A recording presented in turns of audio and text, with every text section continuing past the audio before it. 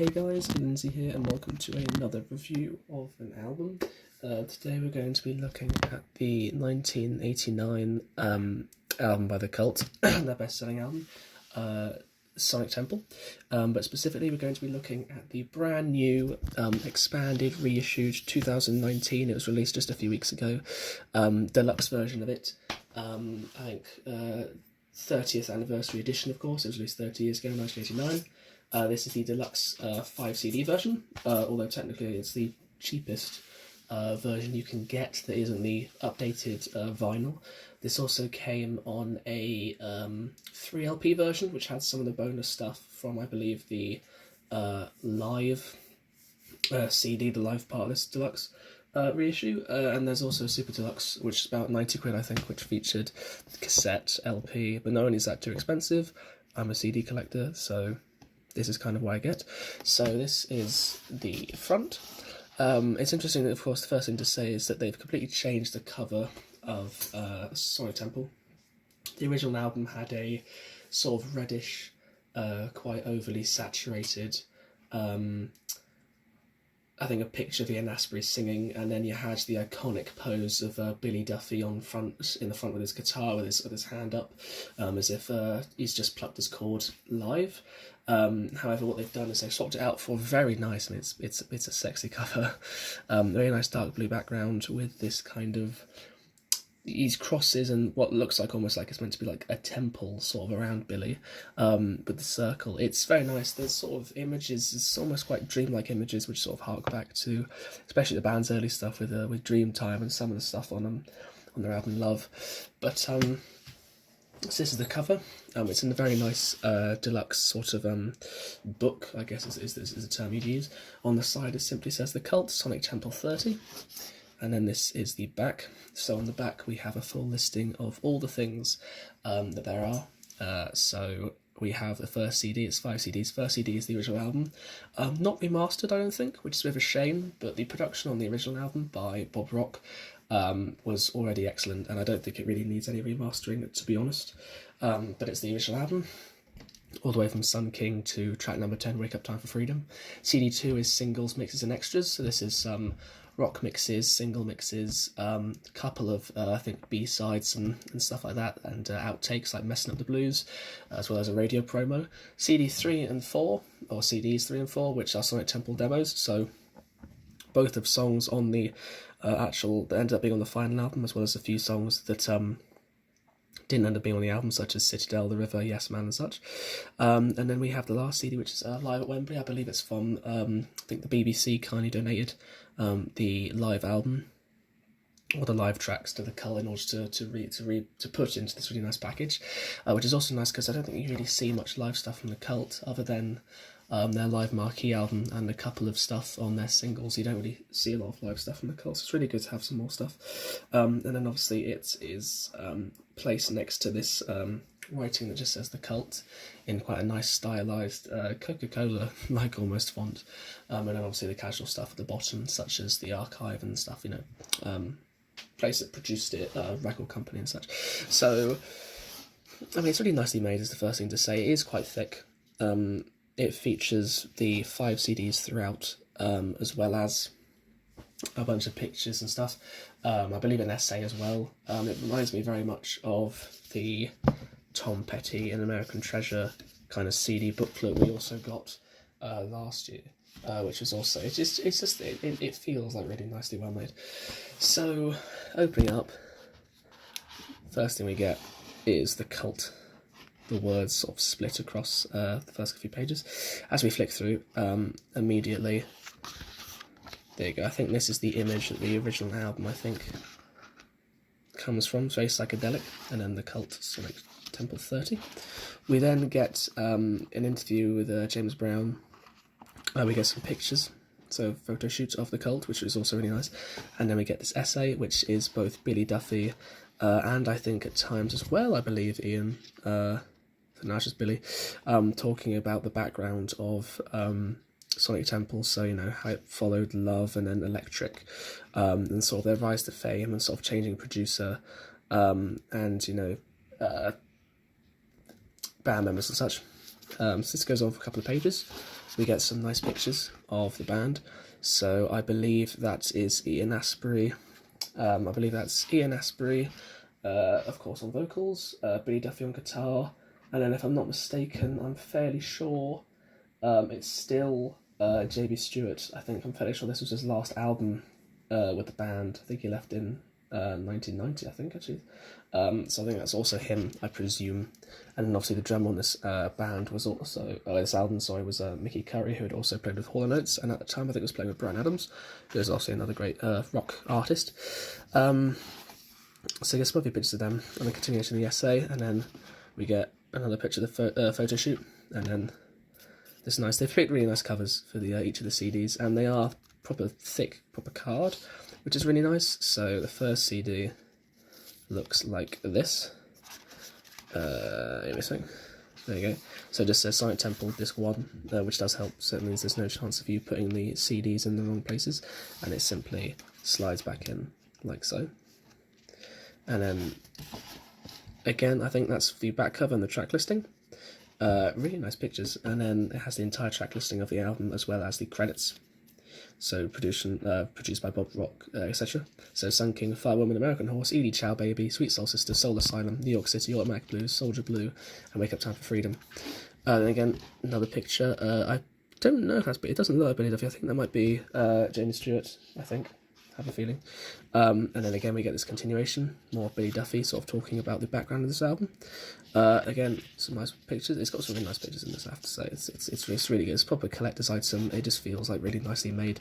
This CD set was delayed, actually. I originally pre-ordered this on Amazon and ended up cancelling it. It was delayed by nearly a month. We didn't get any update on it. They released the Deluxe stuff, but they didn't release these for some reason. And then I happened to be in HMV on the day it was released, and I impulse bought it.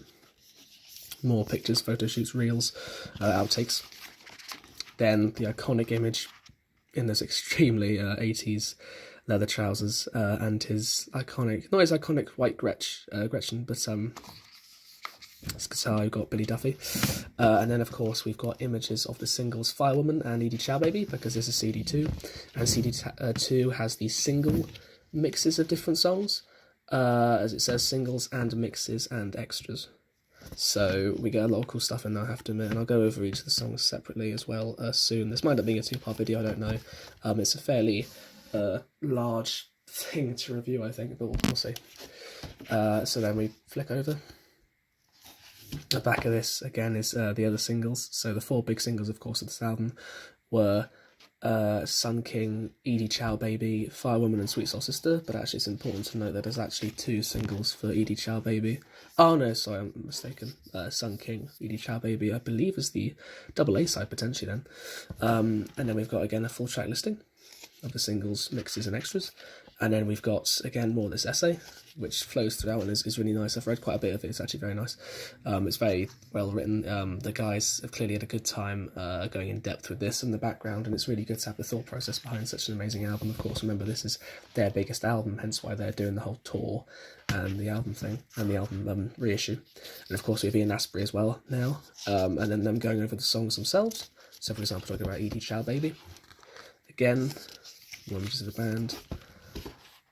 And then we have sort of like the master tape reel kind of covers, they'd be in the boxes and such, and that is because this is demos, obviously.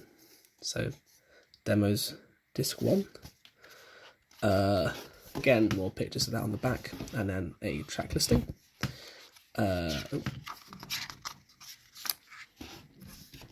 Ian, and then more of this essay. Weaves out the entire thing. Ian in his iconic hat and get up. More images of the photo shoot. Jamie Stewart, I believe. And then again more, because this is Silent Temple Demos 2. And then a full track listing. Again, which is really nice to see. Some nice coloured images of the guys in the desert, which is it's probably my favourite photo shoot of theirs. It just looks really iconic. It looks great. Ian Astbury looks absolutely beautiful in his full black getup. I mean, they really did look the part of a rock band. They're a very underrated rock band, actually. They're not really mentioned nearly enough. Billy Duffy and Ian Astbury. And then we're starting to get towards the end. We've looked at 4 of the 5 CDs now. Again, another photo shoot. And we have this lovely poster that there was for the original World Tour in 89 and then straddling 89 and 90. And then what looks to be the first part of an image of them on stage, because this is them live at Wembley in 1989. And then lastly, turning this. I believe this is the cover for the sleeve. If you buy the vinyl version, the triple vinyl version, it has this as an extra vinyl and finish. That's the cover. And then again, track listing, end of the tour personnel kind of thing, which is really nice to see. Schedule, and then of their tour. End of the essay. An entire list of all the dates they did, which was really interesting. My mum saw them, so I'll have to see if she saw them on this tour. Final picture of the band, sort of plus on the temple in the centre, and then sort of logo and stuff on the back. So that is it for Sorry Temple. But I mean, that is a very rude way of talking about a very well made deluxe reissue. So the original album itself is a great album. It's an album that is, you know, great sort of choice and selection of hard rock. So Sun King of Firewoman. I mean, Firewoman, which I think is probably the most well-known song. I remember it was the first song I knew from this album, which I was introduced to it when I was exploring the band's more mainstream popular repertoire from their Pure Cult Greatest Hits album. It's just got a great opening, as does Sun King. Sun King's going to sound great live. I'm going to see these guys live just in a couple of weeks at Portsmouth, so if you're there, by all means say hello. American Horse, which is again another really good song as far as album tracks go. Edie Chow Baby, which is a beautiful ballad that mounts up. Sweet Soul Sister again is another good rock track. Soul Asylum is a longer track that it should sound great live. New York City Not a Mac Blues, a bit more forgettable but still great track. Soldier Blue and Wake Up Time for Freedom, which are actually both personal favourites of mine, which sadly they're not playing live because apparently they haven't aged well, which is fair enough. Then of course what you mainly bought this for, and not just the original album. Singles, mixes and extras. The Sonic Temple radio promo, about 20 seconds, is pretty cool. It's very nice. It's little things like that I quite enjoy. Again, they had that kind of thing with the Tom Petty and American Treasure, which I enjoy.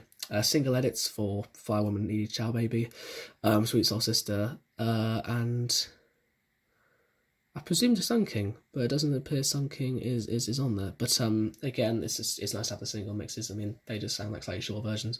The rock mixes, LA rock mixes and such are really good. They're nice to have, like if you want to listen to Firewoman for longer. I believe there's a 10-minute version of Firewoman and like an 8-minute version of Soldier Blue. There's also extras. There's Bleeding Heart Graffiti, which is a slower song that's decent. I think is the B-side to Firewoman.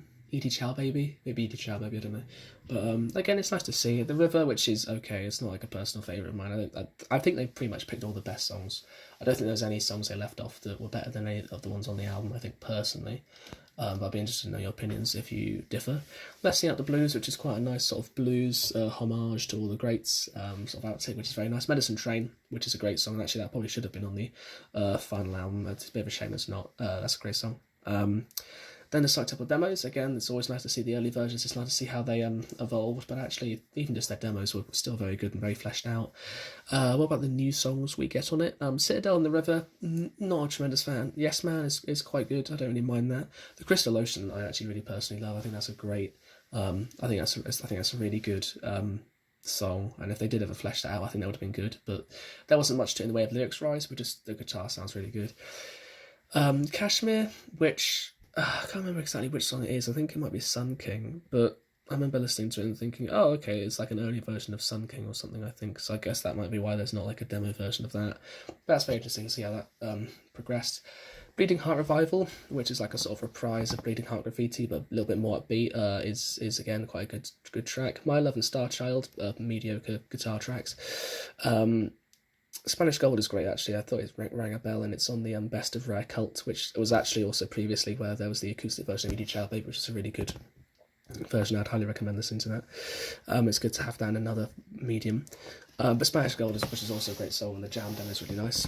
And then live at Wembley, we had New York City, Automatic Blues, American Horse, Sun King, Soul Asylum, Rain, Sweet Solstice, She Saw Sanctuary, and Fire One. So we have tracks, Rain and She Saw Sanctuary from their second album, Love. Probably their biggest tracks they ever did, which are really great, and it's really good production actually. It's very good production after all these years. It's very nice of the BBC to donate them to the band, and they sound great, and it's nice to have some live stuff, especially since we're going to be seeing them live soon. But obviously most of the tracks on here, thankfully, are from Side Temple, which is it's just a great album. I mean, it features like some of their biggest songs. Commercially was them at their zenith. I mean, it really is a great album, and it's great to have this sort of love that it deserves all these years later. I have to admit, I do love this set. I impulse bought it and thought maybe I'd regret spending so much. It retails about £35, but for 5 CDs, it's not bad. It's packaged very well. And just generally, I would recommend it if you're quite a big fan of the Cult. If you're just a casual fan, I would just buy the normal CD, unless you're a casual fan that tends to care a lot about early versions. You do get a lot for your money. There's a lot of interesting stuff on here. There's a lot of stuff that's got replay value. A lot of the time when I buy these kind of deluxe things, I don't really go back and listen to the early versions and demos all that much. But I am going to listen to the longer rock mixes of these and a lot of the other tracks that we get and the live stuff, which is very good. But it's really good. It's very well made. It is beautiful. It looks great, and I can't wait to see him in concert. So that's my review. It's Lindsey's review of the Cult Sonic Temple 30 5 CD book, I suppose. I'll see you later.